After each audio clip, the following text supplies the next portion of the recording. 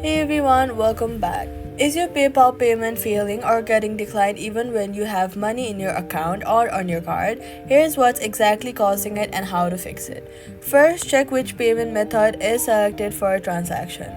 Tap Change Payment Method in PayPal checkout screen and see if your balance, bank account, or card is selected. If you're trying to pay with a linked card, tap on the card and make sure it shows as confirmed. An unconfirmed card will always fail. To confirm a card, PayPal makes two small micro deposits to it. Go to the wallet in PayPal, tap your card, and look for a confirm card option. If it's already confirmed and still failing, try switching to your PayPal balance or a different card entirely. Also, check if PayPal has placed a payment limit on your account.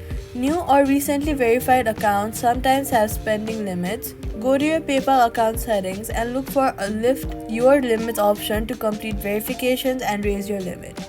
So all you've got to do is check your payment method is confirmed, try switching to PayPal balance and check if you have spending limit.